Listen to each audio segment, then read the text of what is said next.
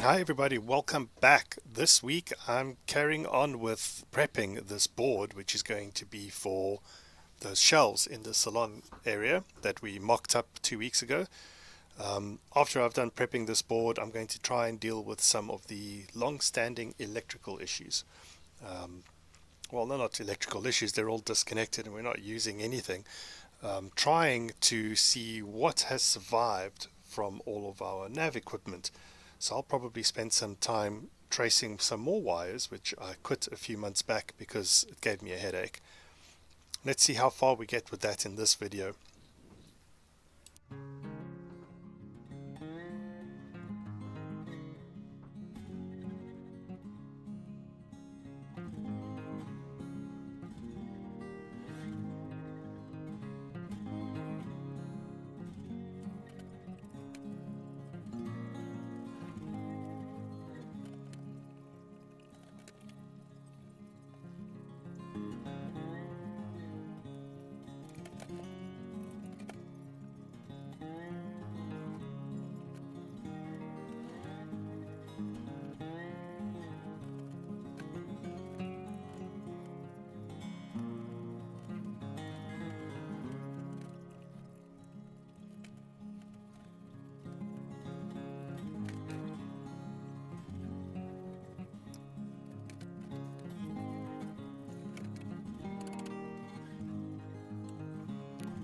So, what have I been doing?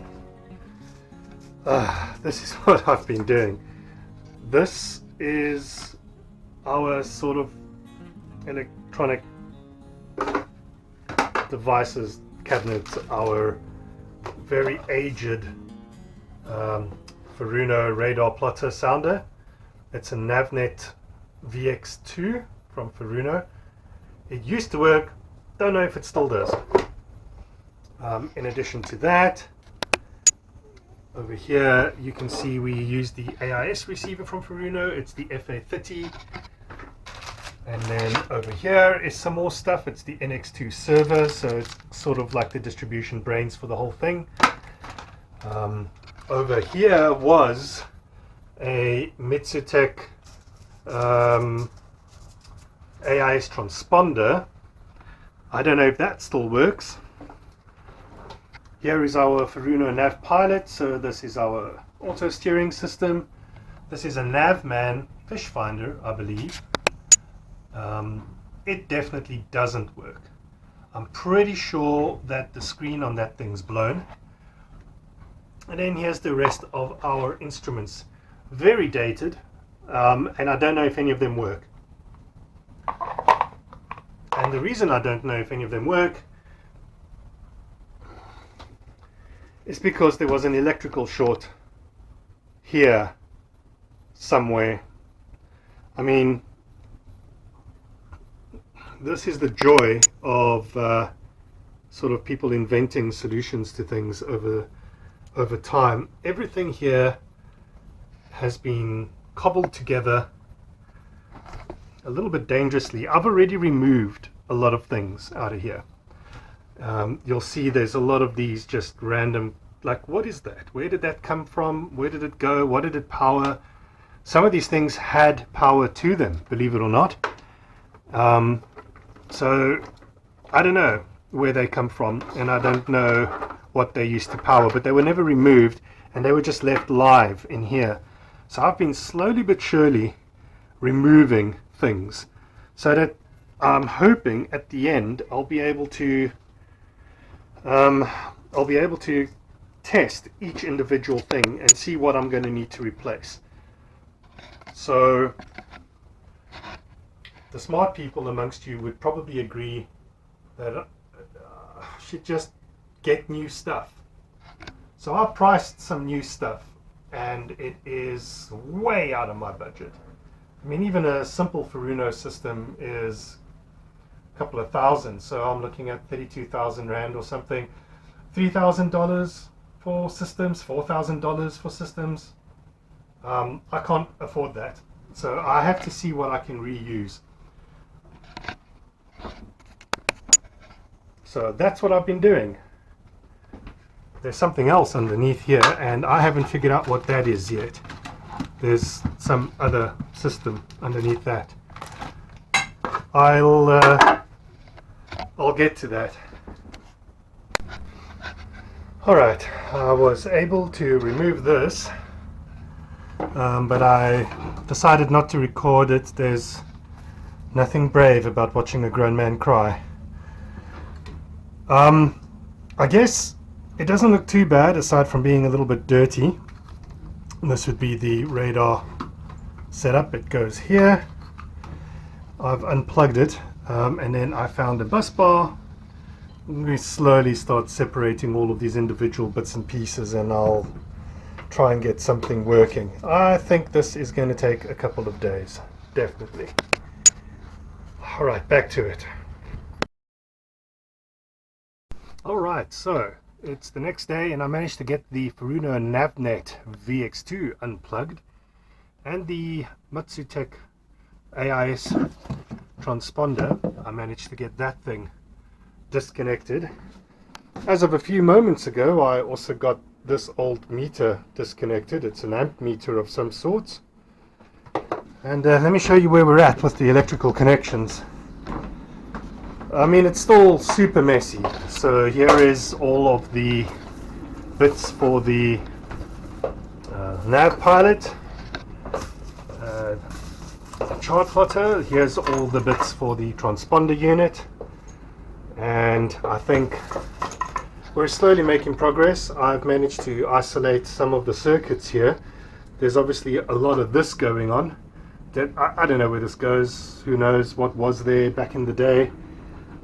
There's a lot of things disconnected, but slowly but surely we've got some sort of a thing happening. Everything on this side rolled up neatly is understood. Everything here I have yet to figure out. This is a microphone amp. Okay, I mean, I don't know where that goes, but I'll figure it out. So yeah, tracing everything back to those bus bars, and when I'm confident that everything is in the right place, I will put power to those bus bars and see what lights up. Foreshadowing. Hope not. Right, so this came from somewhere. It is a red cable and a black cable. It is obviously power, probably from the batteries, but since there's no batteries there, I'm confident this isn't live. Then the neutral or negative goes to a green cable, and if I pull on those, it's these ones, and these ones go to a block, and this block feeds something. So the red goes to a blue, the blue goes to a switch, which I haven't figured out which one yet, to this switch over here. And this says nav lights. You probably can't quite read it, but yeah. So that's how the nav lights are presumably powered. This is the kind of weird stuff I have to figure out constantly. Fun and games. Let's carry on.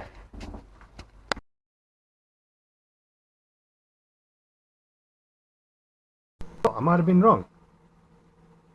This unit might work. I see that the cable came off the battery. Oh, and it's come off the battery again. Let's see what we can do here.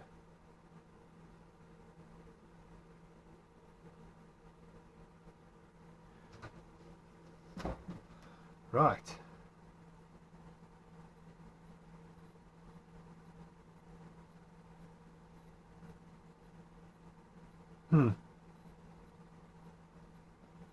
Still nothing. Alright, now I am definitely convinced that this doesn't work. And just to be certain, yep, there is power. Alright folks, welcome to my nightmare. So I'm going to remove one more meter from here. This is a DC amp meter.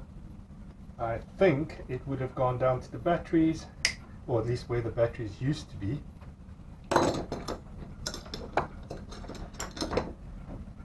The one cable comes through here to a bus bar, and then the other positive goes down to what I believe would have been the original battery bank in the engine room. Since that's no longer the case, I could probably remove this without any problems. Nothing else here is being used. Ugh. Let's see how we forge.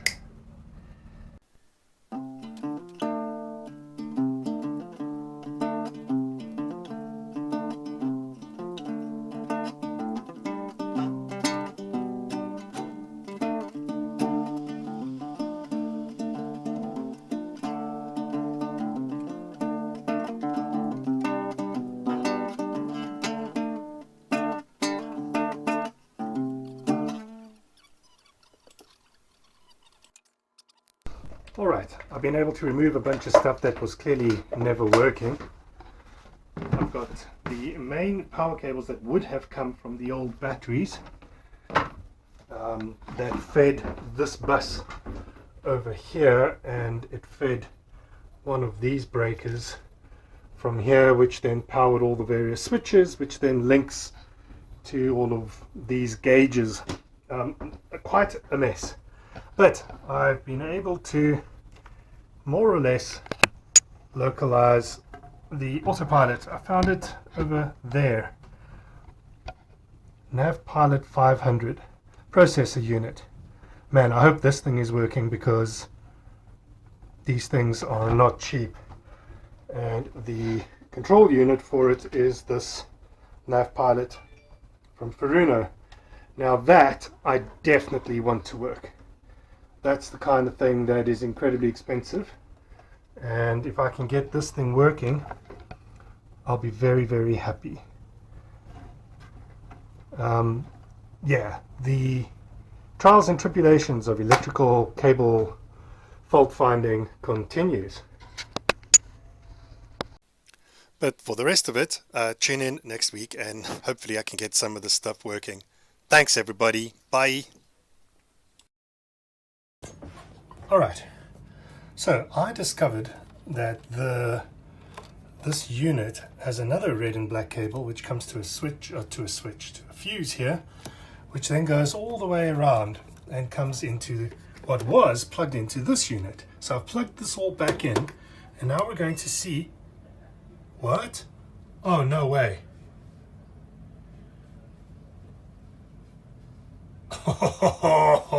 We have an AIS transponder, folks. Matsutek, although the aerial plug at the back is badly corroded and needs to be stripped, it probably won't work. But the unit comes on. Hey, that's us. Oh man, this is cool.